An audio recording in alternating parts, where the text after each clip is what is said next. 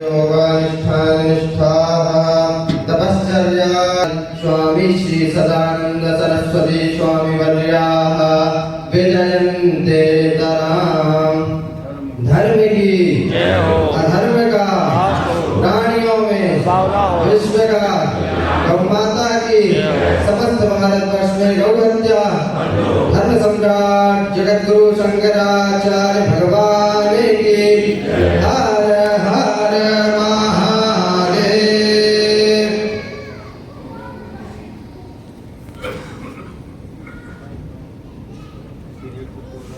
महाराज जी का अमृत प्रवचन का हम सब आनंद उठाएंगे। चालू है ना?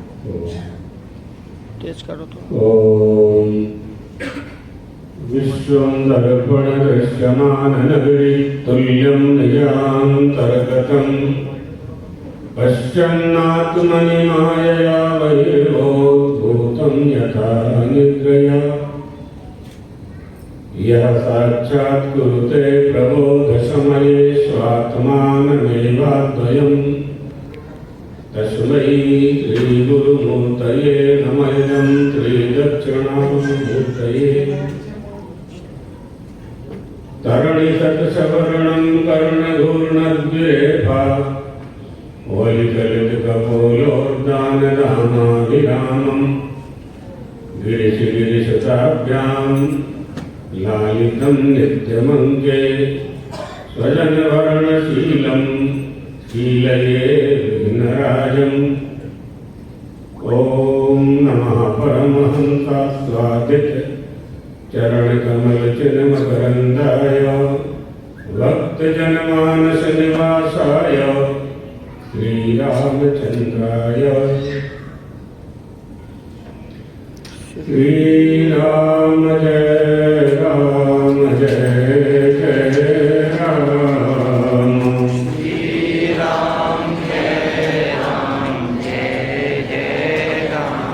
श्री राम जय राम जय जय राम। श्री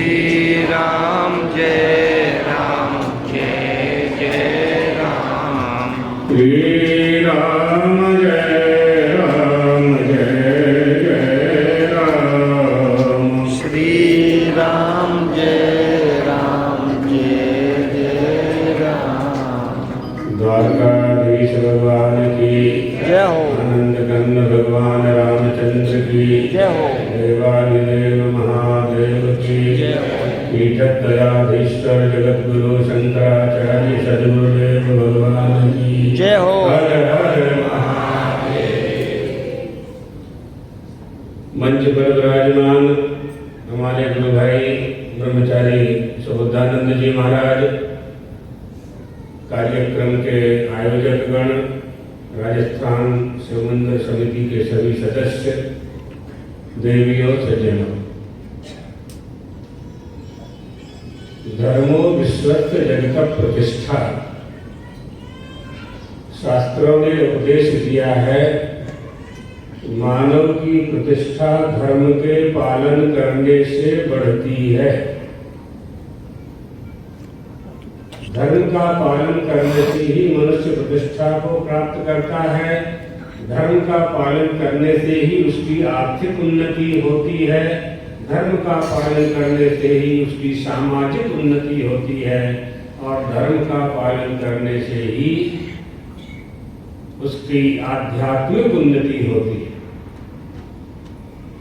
हम अपने मनुष्य के शरीर से सब कुछ प्राप्त कर लेते हैं, लेकिन जब तक आध्यात्मिक शक्ति हमें प्राप्त नहीं होती तब तक हमारा सारा साधन संसाधन पुरुषार्थ, जिन साधनों के द्वारा हम जो कुछ प्राप्त करते हैं,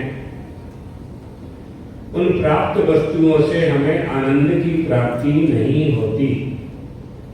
इसलिए हमें प्रतिष्ठा चाहिए, मान चाहिए, सम्मान चाहिए, धन भी चाहिए और परिवार में जो कुछ हमारे पास है उसमें से सुख चाहिए। परिवार आपका परिवार के लिए नहीं है, आपका परिवार आपके लिए सुख प्रदान करने के लिए है। जैसे धन धनी होने के लिए नहीं है, धन से प्राप्त होने वाले सुख के लिए धन है। जैसे ज्ञानी को ज्ञान से होने वाला, प्राप्त होने वाला जो फल है उसका ज्ञान है, वही ज्ञान है। जिस ज्ञान का फल उस ज्ञानी को प्राप्त होता है। इसलिए धर्म का पालन करने के लिए हमारी समस्त श्रुतियां, वेद, शास्त्र, भागवत जी, रामायण जी, पुराण, ये सब उपदेश देते हैं कि मनुष्य को धर्म का पालन करना चाहिए। अब ये बात समझनी है कि मनुष्य के लिए ही यह बात क्यों कही जाती है कि धर्म का पालन करना चाहिए। इसलिए कही जाती है कि मनुष्य ही धर्म का पालन कर सकता है। मानसेषु महाराज धर्माधर्म प्रवर्ततः।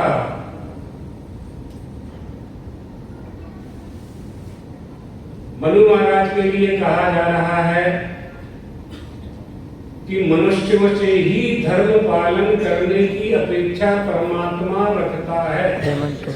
जैसे माता पिता अपनी संतान से सत्कर्म करने की अपेक्षा रखते हैं, सद्गुणों की अपेक्षा रखते हैं, सन्मार्ग पर चलने की अपेक्षा रखते हैं, इसी तरह से परमात्मा मनुष्य से धर्म पालन की इच्छा रखता है।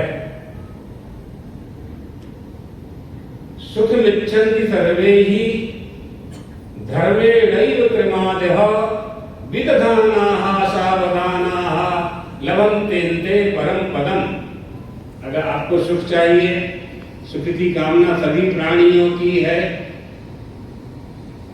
सुख के लिए प्रयास भी करते हैं हम सब।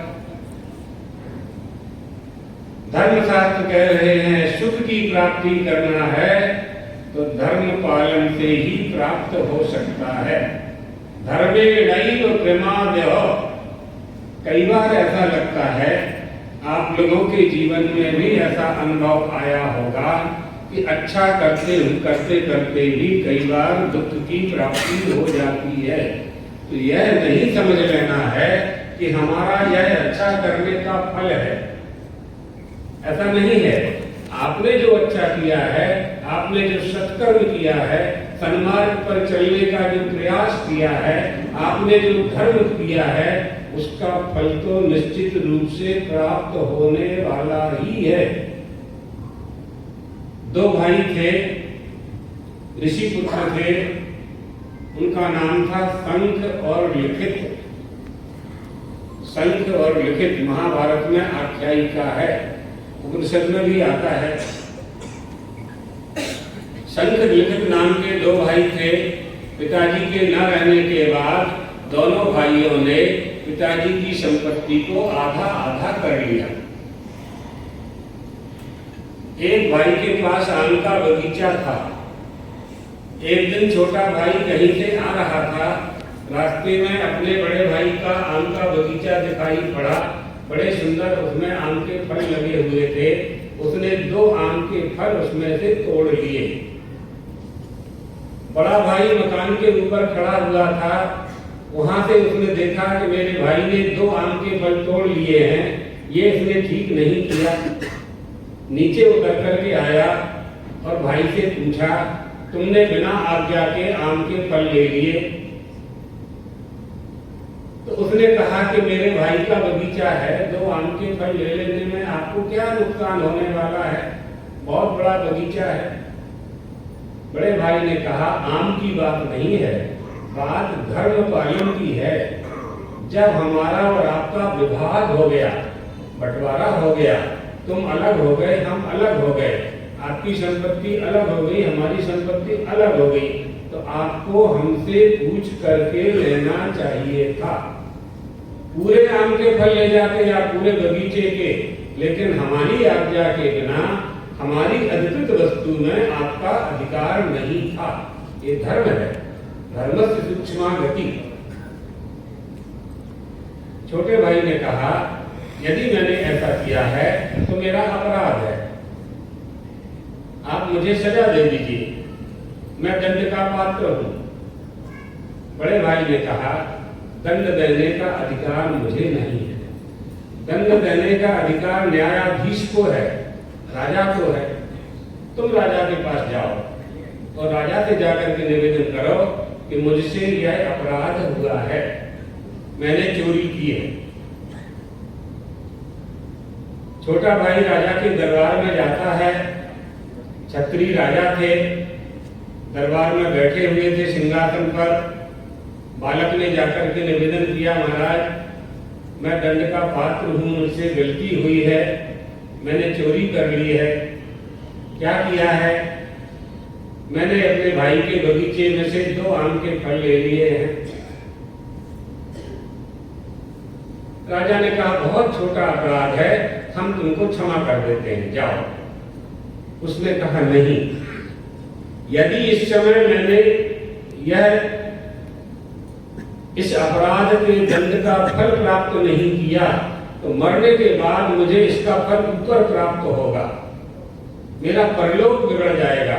मेरा बड़ा भाई धर्मात्मा है, उसने कहा कि राजा से दंड ले लोगे तो तुम्हारे पाप का क्षय हो जाता है, भोग करने से पुण्य पापों का क्षय होता है।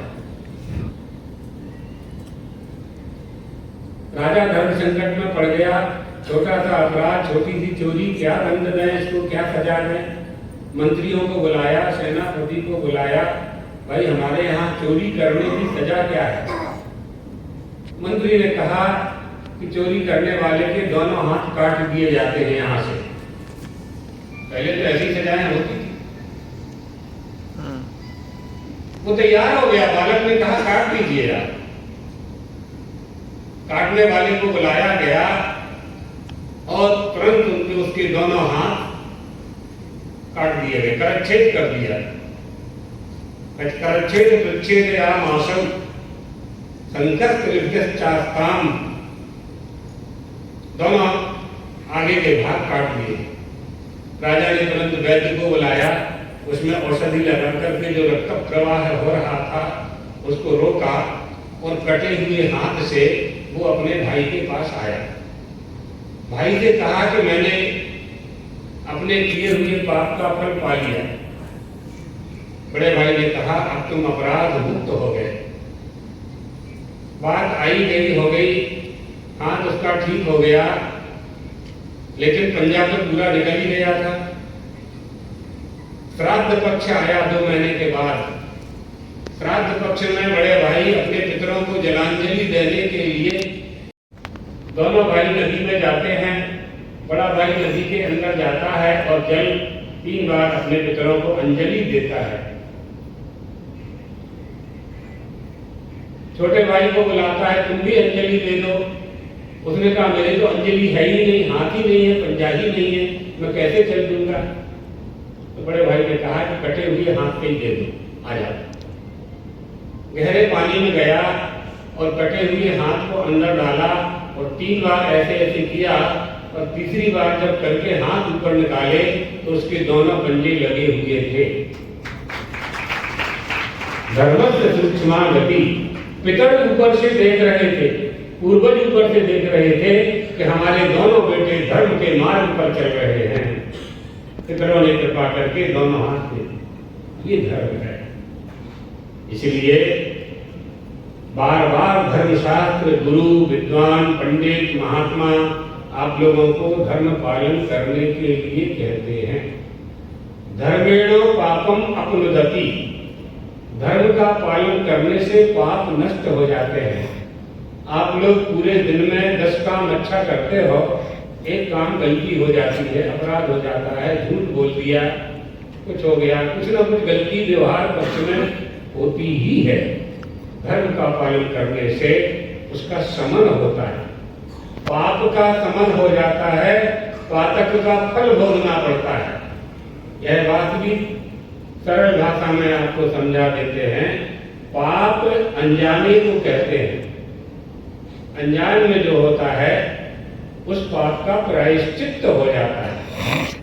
पातक उसे कहते हैं जो जानबूझ के किया जाता है, जानबूझ के किसी की हत्या की जाती है, इरादा पूर्वक चोरी की जाती है, जानबूझकर मछली आदि को मारने के लिए, अपने भोजन के लिए पशु हत्या पशुवध करते हैं, ये सबका पातक होता है और इसका इसको भोगना पड़ता है। अर्थात मनुष्य के शरीर से किए गए पाप को दूसरे शरीर में जाकर के भोगना पड़ता है। ये बिल्कुल सिद्धांत की बातें हैं। इसलिए धर्मेणो पापम अपनुदति, धर्म का पालन करने से पापों का क्षय हो जाता है। धर्मे सर्वम प्रतिष्ठितम, धर्म में ही सारे मनुष्यों की प्रतिष्ठा है। जो धार्मिक व्यक्ति होता है, आप लोग व्यवहार में देखते होंगे, जब वो आपकी कॉलोनी में या नगर में निकलता है तो लोग उसको नमस्कार करते हैं, उसको राम राम करते हैं, उठ करके खड़े हो जाते हैं, उसको आसन देते हैं। क्यों? वो कहते हैं कि आदमी सामाजिक है, ये व्यक्ति धार्मिक है, ये गरीबों की सहायता करता है, ये भगवान की पूजा करता है, ये आश्रम में रहता है, ये महात्मा है, ये लोगों का भला करता है, प्रतिष्ठा बढ़ती है। धर्मे सर्वम प्रतिष्ठितम, धर्म में ही शक्ति प्रतिष्ठा है। यानी हमारा जो मूलाधार है वो धर्म का पालन है। इसलिए हमारे धर्मशास्त्र बार बार धर्म पालन के लिए उपदेश करते हैं। इस उपदेश का हम पालन कर सकें, इसलिए हमारी भारतीय संस्कृति में संस्कारों पर जोर दिया जाता है। संस्कार क्या है? हमारे जीवन के व्यवहार में जो भी हलचल होती है, जिस नैतिकता का हम पालन करते हैं, जो कुल परंपरा का हम पालन करते हैं, जो आचार विचार सत्य दया धर्म गति क्षमा दमस्ते शौच इंद्री निद्रा आदि, इन सब का जो हम पालन करते हैं, इससे संस्कार का निर्माण होता है। और वो संस्कार हमारे अंतःकरण में सूक्ष्म रूप से विद्यमान होता है। समय आने पर वह उद्बुद्ध होता है और वह संस्कार हमें गलत काम करने से रोकता है, प्रतिबंधक बन जाता है। उन संस्कारों की रक्षा करने के लिए संस्कार के केंद्र होते हैं। वो संस्कार के केंद्र आश्रम होते हैं, तपस्थली होती है, मंदिर होते हैं। जैसे राजस्थान समाज वालों ने शिव मंदिर का निर्माण किया। बहुत से टाटा में बहुत से मंदिर होंगे, बहुत से स्थान होंगे, बहुत से आश्रम होंगे। हमारे सदगुरुदेव भगवान जगत गुरु शंकराचार्य जी महाराज ने सैकड़ों मंदिरों का निर्माण पूरे देश में किया। तो इन सबके पीछे हेतु क्या होता है? इन सबके पीछे कारण क्या होता है? जब आप जाएंगे, मंदिर जाएंगे, आश्रम जाएंगे, आपकी उंगली पकड़ करके आपका बेटा नाती पोता आपके साथ जाएगा। मंदिर में जाकर के देखेगा, पूछेगा ये कौन से भगवान हैं? आप कहेंगे गणेश जी हैं, हनुमान जी हैं। पूछेगा इसकी पूजा क्यों करनी चाहिए? आप जो उत्तर देंगे वह उत्तर उसके लिए संस्कार बनता जाएगा। बड़ा होने के बाद भी वो मंदिर जाएगा, क्योंकि छोटे में ही आपने कह दिया कि गणेश जी की पूजा करने से बुद्धि बढ़ती है, सरस्वती जी की पूजा करने से आप प्रथम कक्षा में पास हो जाएंगे, पहला नंबर आएगा, आपको फर्स्ट क्लास पास होंगे। आपकी वह बोली जो आपने कहा वो संस्कार बना, वो जीवन भर करता रहा, फिर अपने बच्चों को उसने कराया। इसी तरह से हमारी संस्कृति की रक्षा होती है। तो ये आश्रम, मंदिर, स्थान, धर्मशालाएं, सामाजिक भवन, यहाँ से अच्छे संस्कार हमें प्राप्त होते हैं। जो आने वाली पीढ़ी है आप लोगों की, जो आपके बच्चे हैं, स्कूल कॉलेजों में तो अब धर्म की शिक्षा है नहीं, काफी लोगों की जिम्मेदारी है और हम लोगों की जिम्मेदारी है कि जो नौजवान है, युवा पीढ़ी है, बालक बालिकाएं हैं, उनमें संस्कार कहाँ से लाएं, धर्म की शिक्षा उन्हें कैसे प्राप्त करावें। तो ये सब धर्म की शिक्षा प्राप्त कराने के उपक्रम हैं। यही सब हमें करना है। भगवान परमात्मा का अवतार होता ही इसलिए है कि जिस सृष्टि की रचना मैंने की है, उस सृष्टि में रहने वाले समस्त जीव सुख की प्राप्ति करें। भगवान अपनी ही शक्ति से, अपने ही मूल स्थान में से, जिस प्रकार से वैकुंठ से भगवान श्री राम बन जाते हैं, वैकुंठ से ही भगवान श्री कृष्ण बन जाते हैं, 24 अवतार धारण कर लेते हैं, दशावतार धारण कर लेते हैं, इसी तरह से पूरे विश्व में 8 अरब और भारत देश में 140 करोड़ भगवान स्वयं हो जाते हैं, स्वयं बन जाते हैं। क्रीडात्मात्मन निगम त्रिजगत कृतंते। जिस तरह से आप अपने बच्चों को खेलने के लिए खिलौना दे देते हैं, इसी तरह से उसके बाद उस परमात्मा के मन में खेलने की इच्छा होती है, क्रीड़ा करने की इच्छा होती है, तो जगत का निर्माण कर देते हैं, पूरे जगत का निर्माण कर दिया करते हैं, अपना स्वयं ही सृष्टि बन जाते हैं। तदात्मानं सृजाम्यहम् अनेन जीवेन परमात्मना अनुप्रविश्य नाम रूपे व्याकरवाणी। वही परमात्मा प्रत्येक प्राणी में नाम और रूप के साथ अलग अलग दिखाई पड़ता है। नाम क्या है, सुना जाता है, रूप क्या है, देखा जाता है। नाम कहाँ कान से सुनते हैं, रूप कहाँ से देखते हैं, हाथ से देखते हैं। नाम और रूप अस्थि भाति प्रिय सिंधु में नाम रूप आधार लखित ही आत्म स्वरूप निज है तत्काल निहाल। पूरे संसार में नाम रूप का ही खेल है।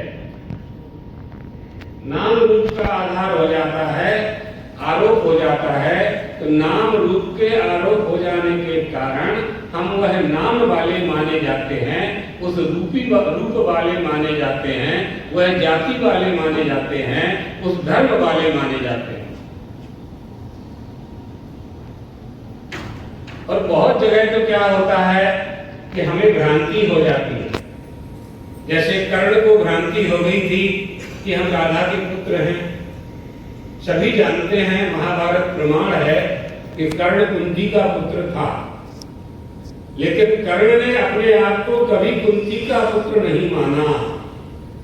ज्यों अभिकृत कौन्तेय में राधा पुत्र प्रतीति, चिदानंद घन ब्रह्म में जीव भाव कही। इसी तरह से परमात्मा के अंश से उत्पन्न यह जीव अपने आप को संसारी समझ लेता है, प्रपंची समझ लेता है, नाम वाला रूप वाला समझ लेता है। इसके दुख का कारण यह है कि यह मनुष्य अनात्मा को आत्मा और आत्मा को अनात्मा मानने लगता है। जैसे आपके नगर में तालाब होगा, तालाब का जल अगर मलिन है, चंद्रमा का प्रतिबिंब तालाब के सरोवर के बीच में पड़ रहा है, प्रतिबिंब यह सोचता है कि मैं मलिन हूं। चंचलता सरोवर के जल में है, मलिनता सरोवर के जल में है। प्रतिबिंब ने आरोप कर लिया कि यह मुझ में है, क्योंकि प्रतिबिंब उसमें पड़ रहा था। इसी तरह से कर्ण ने यह समझ लिया कि मैं तो राधा का पुत्र हूँ, अधिरथ का बेटा हूँ, इन्होंने मुझे पाल पोष करके बड़ा किया। कुंती को उसने देखा ही नहीं था, अपनी माँ को देखा ही नहीं। ये भ्रम हो जाता है।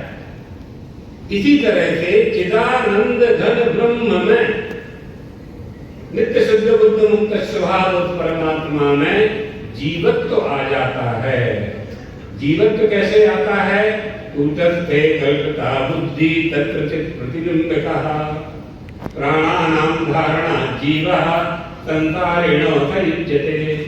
संसार में जैसे ही यह आता है तो संसारी कहा जाने लगता है, तो संसार के धर्म इस पर आरोपित हो जाते हैं, संसार का कर्तव्य इस पर आरोपित हो जाता है, पुत्र होने का कर्तव्य इस पर आरोपित होता है, पिता होने का कर्तव्य इस पर आरोपित हो जाता है, अध्यापक होने का कर्तव्य आरोपित हो जाता है, विद्यार्थी होने का आरोपित हो जाता है।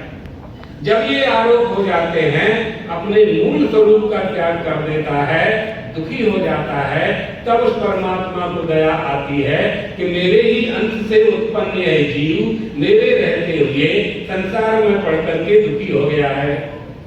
उसे सुखी करने के लिए वह परमात्मा किसी न किसी रूप में अवतार धारण करके हम सबको सुख प्रदान करने की कला बताता है, कुशलता प्रदान करता है। माने हम सब मनुष्य हैं, आप सब मनुष्य हैं। अब मनुष्य को समझाने के लिए, मनुष्य को धर्म के मार्ग पर चलाने के लिए, मनुष्य को मानवता सिखाने के लिए परमात्मा स्वयं मनुष्य बन करके आते हैं। तब वह श्री राम कहलाते हैं, दशरथ के पुत्र कहलाते हैं। हम ये कह रहे हैं कि कहलाते हैं, है नहीं वो वैसे है नहीं, वो वैसे कहे जाते हैं। अगर वो मनुष्य होते तो रावण का वजन से हो ही नहीं सकता था,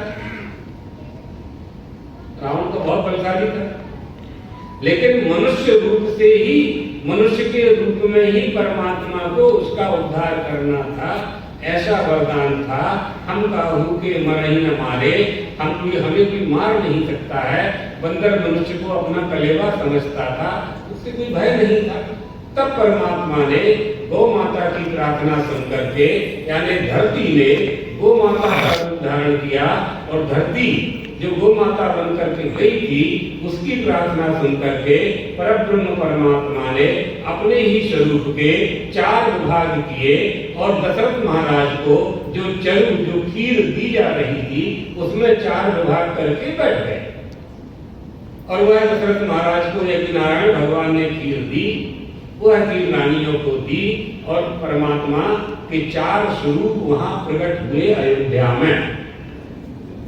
विप्रधैर्य दुर्संत लीन मनुज अवतार। अपने ही जीवों को जब दुखी देखा, परमात्मा ने अवतार लिया। कैसा अवतार लिया? रामो विग्रहवान धर्मः साधु सत्य पराक्रमा। स्वयं धर्म स्वरूप परमात्मा ने मनुष्य के रूप में अवतार लेकर के वह करके दिखाया जो मनुष्य को करना चाहिए। क्या करना चाहिए? कैकेयी मां ने कहा, तापस देश विशेष उदासी, 14 वर्ष राम वनवासी।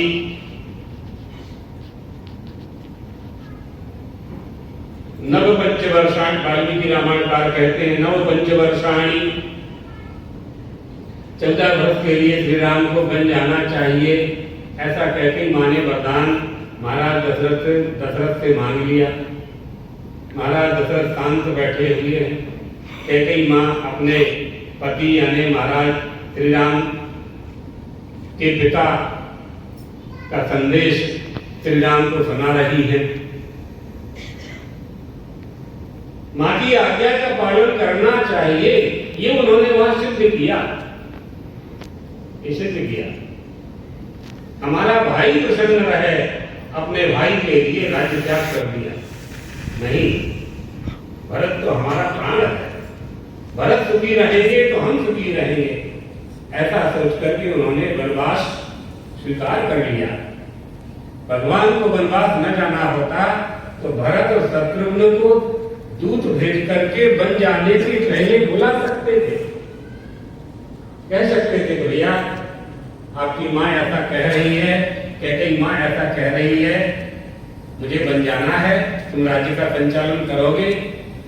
नहीं, कोई भी उपाय अपाय नहीं किया परमात्मा ने,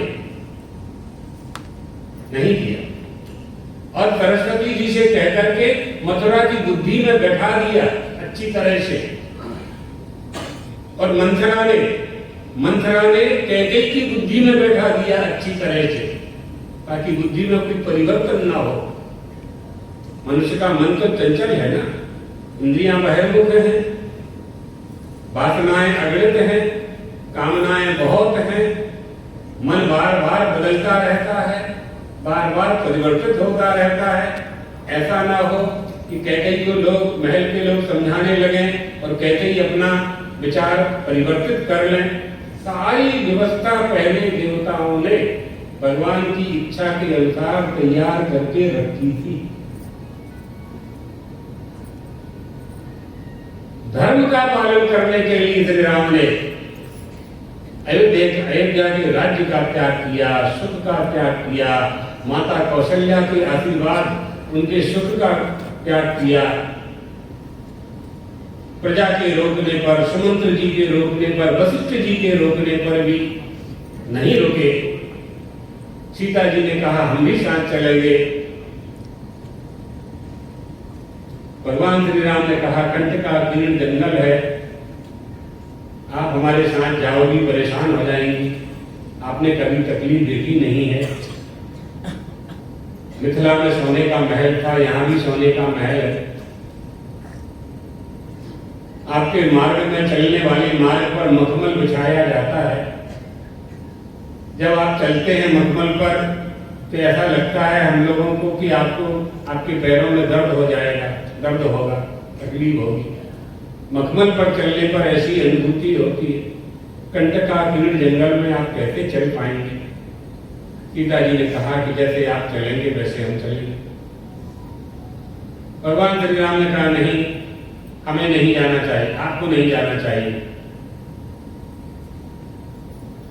सीता जी ने कहा कि तो क्या रामायण झूठी है? आप देखिए हम आपको कहां ले जा रहे हैं। अच्छे से सुनेंगे तो ध्यान में आएगी बात, बैठेगी। सीता जी ने कहा तो क्या रामायण झूठी है? श्री राम ने कहा क्या बात है? तो उन्होंने कहा कि मेरी माँ प्रतिदिन शाम को रामायण का पाठ करती थी और वहां उन्होंने कहा था, रामायण का पाठ हम लोगों को सुनाते हुए, कि जब श्री राम को वनवास हुआ तो उनकी पत्नी सीता उनके साथ 14 वर्ष तक वन में गई। तो क्या रामायण झूठी है? अब रामायण का निर्माण यहाँ हो रहा है और वहां मिथिला में विवाह के पहले ही सीता जी की माता ने रामायण कथा सुना दी उनको। ये हमारा आदि अनादि धर्म है, हमने इसलिए बात बताई है। ये सनातन धर्म, हिंदू धर्म, जिस धर्म में आप लोगों का जन्म हुआ है, ये आदि अनादि धर्म है। इस मृत्यु लोक में भारतवर्ष में जन्म लेने के लिए देवता भी भगवान से प्रार्थना करते हैं कि हमारे पुण्यों का जब क्षय हो तो हमें मृत्यु लोक में ही जन्म लेने का अवसर प्राप्त कराना। अहो अमीशाम किंकार शोभनम। न जाने मृत्यु लोक में निवास करने वाले मनुष्यों ने कौन सा पुण्य किया है। भारत आज के विश्व की भारत भूमि में, विश्व के मध्य में जो भारत भूमि है, उसके आंगन में इन मनुष्यों को जन्म लेने का अवसर प्राप्त हुआ है। उस आदि अनादि धर्म की परंपरा अक्षुण्ण बनी रहे, चलती रहे, निर्विवाद चलती रहे, गंगा की धारा जैसी प्रवाहित होती रहे। एक तदर्थ परमात्मा का अवतार है, उन्हीं अवतारों में श्री राम का अवतार है। उन्होंने वह करके दिखाया जो मनुष्य को करना चाहिए। धर्म का उपदेश करते गए, विषाद राज को उपदेश दिया, केवट को उपदेश दिया, मुनियों के आश्रम में गए, अधर्मियों को शिक्षा देते हुए, अधर्मियों का उद्धार करते हुए 14 वर्ष तक उन्होंने कठिन घोर तपस्या की। लेकिन धर्म के मार्ग पर चलते हुए कभी उनके ऐसे बहुत से अवसर परमात्मा श्री राम के जीवन में आए, परीक्षा के भी अवसर आए, लेकिन धर्म त्याग नहीं किया उन्होंने, कभी धर्म त्याग नहीं किया। युद्ध करने के लिए जब लंका में विभीषण और भगवान श्री राम, वानर की सेना खड़ी हुई थी, सामने रावण की बहुत बड़ी निशाचरों की सेना थी, लाखों करोड़ों दैत्य थे जो मायावी थे, माया से अपना रूप रंग तब बदलना जानते थे, आकाश में उड़ना जानते थे, अपने रूप रंग को बदल लिया करते थे। रावण बहुत बड़े रथ पर बैठ करके आया था, बहुत विशाल रथ पर, जिसमें लाखों खच्चर जुटे हुए थे, घोड़े जुटे हुए थे, बाणों से सुसज्जित था। विभीषण ने देखा रावण का स्वरूप, रथ को देखा, घबरा गया। मेरे श्री राम अकेले हैं, एक धनुष बाण है केवल उनके पास। भयभीत हो गए विभीषण, भगवान के पास आए और कहने लगे, कहीं भी जितव वीर बलवाना, कैसे जीतोगे रावण को, कैसे विजय प्राप्त करोगे प्रभु? रावण तो बहुत विशाल रथ पर बैठ करके आया है और आपके तो पैर में पनही भी नहीं है, धनुष बाण के बल पर आप कैसे विजय प्राप्त करेंगे? रावण रथी विरथ रघुवीरा, देख विभीषण भयम अधीरा, नाथ नरथ नहीं तन पद त्राणा, कहीं भी जितव वीर बलवाना। बलवान वीर को कैसे प्राप्त करें? तब भगवान ने वहां कहा, तब भगवान ने बात कही, कहा वहां, सुनहु सखा कह कृपा निधाना। सखा कहा विभीषण को, अपना मित्र कहा। भगवान को हम कुछ भी बनाए, भगवान से कोई ना कोई संबंध हमें बनाना है। भगवान के साथ किसी भी संबंध को स्थापित कर लें, उनको पिता बना लें, माता बना लें, सखा बना लें, भाई बना लें, पुत्र बना लें, पुत्र बना। कर्दम देवहूति ने पुत्र बना लिया, मनु शत्रुपा ने, देवकी वसुदेव ने, दशरथ कौशल्या ने पुत्र के रूप में भगवान को पाया।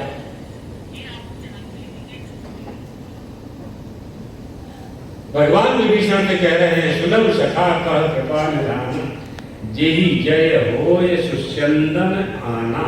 चंदन माने रथ। भैया, जिस रथ पर बैठ करके विजय प्राप्त की जाती है वो रथ रावण के पास नहीं है, वो धर्म रथ मेरे पास है। मैं धर्म रथ पर बैठा हुआ हूं, इसलिए मेरे सामने सैकड़ों रावण भी सैकड़ों रथ लेकर के आ जावे तो भी विजय प्राप्त नहीं कर सकते, क्योंकि मैं धर्म रथ पर बैठा हुआ हूं। उस धर्म का पालन पदे पदे परमात्मा श्री राम ने किया। परमात्मा श्री राम ने धर्म का पालन किया, उन्हें कोई आवश्यकता नहीं थी।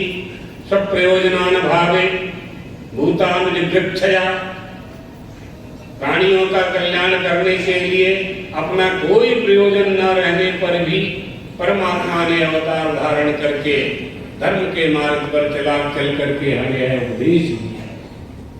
इसलिए मनुष्य मात्र को धर्म का पालन करना चाहिए। अब ये प्रश्न आएगा कि धर्म किसे कहते हैं? आप लोगों में से जो लोग सोच रहे हो कि धर्म का पालन तो करना चाहिए, लेकिन धर्म कहते किसे हैं? तो धर्म के 3 लक्षण हैं। एक सामान्य धर्म है, एक विशेष धर्म है और एक आपद धर्म।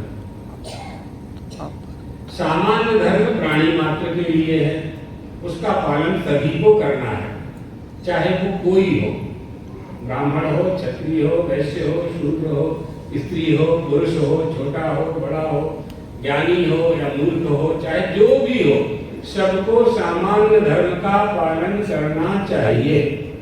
वो 10 लक्षण हैं। धृति क्षमा नमस्तेयम, शौच इंद्रिय निग्रह, धीर विद्या सत्यम क्रोधो, दशकम धर्म लक्षणम। ये धर्म के 10 लक्षण हैं, इनका पालन मानव मात्र को करना चाहिए। कोई व्यक्ति सड़क पर गिर गया है, एक्सीडेंट हो गया है, तो आप वहां उसकी जाति पाति धर्म नहीं पूछेंगे, उठा करके उसको औषधालय ले जाएंगे, अस्पताल ले जाएंगे, उसका इलाज कराएंगे, उसको पानी पिलाएंगे, उसको दवा देंगे, ये सब सामान्य धर्म में आता है। सत्य बोलना है, सभी के लिए है सत्य बोलना। इंद्रियों का दमन करना है, मन का निग्रह करना है, तत्व जिज्ञासा बुद्धि है, क्रोध नहीं करना है, अस्तेय चोरी नहीं करना है, प्रतिक्षमादमस्तेयम शौच इंद्रिय निग्रह, इंद्रियों को बस में रखना है, शौच माने पवित्रता धारण करना है। दशकम धर्म लक्षणम, ये सब धर्म के 10 लक्षण हैं जो सभी के लिए। फिर आएगा विशेष धर्म। ब्राह्मण को क्या करना है, ये विशेष धर्म आ जाएगा, वो ब्राह्मण को लागू होगा। समा दमस्तपश्चैव शांतिरार्जवमेव च ज्ञान विज्ञानमास्तिक्यम ब्रह्म कर्म स्वभावजम्। मन का निग्रह करना, इंद्रियों का दमन करना, तपस्या करना, अध्ययन करना, अध्यापन कराना, दान देना, दान लेना, ये सब ब्राह्मण पर लागू हो जाएगा। क्षत्रिय पर लागू होगा शौर्यम तेजो ददरदाच्यम युद्धे चापपलायनम दानमीश्वर भावश्च छात्रम कर्म स्वभावजम्।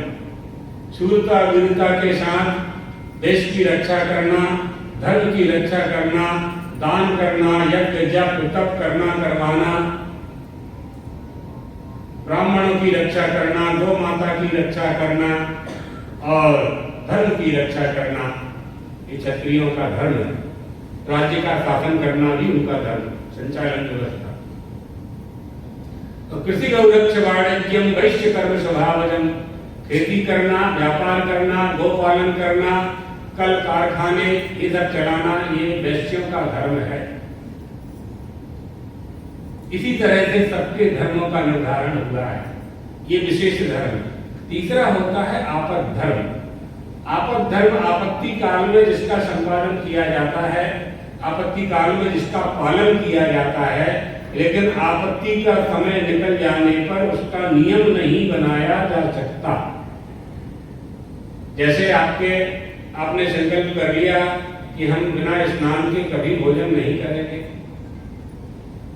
और रेलगाड़ी से कहीं चले जा रहे हैं, वो 10 घंटा लेट हो गई, नियम है बिना स्नान के नहीं खाएंगे, आपको कोई स्वास्थ्य संबंधी परेशानी है, औषधि लेना है, बिना खाए औषधि लगी नहीं है, तो क्या करेंगे वहां?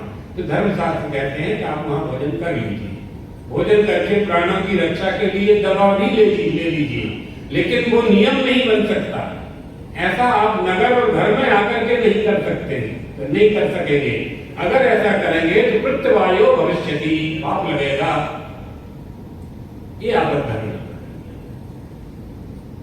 चट्टोषष्ठी नाम के एक ऋषि थे, जंगल में गए, पूजन करके महाराज जी का आशीर्वाद दे रहे हैं। हरि ओम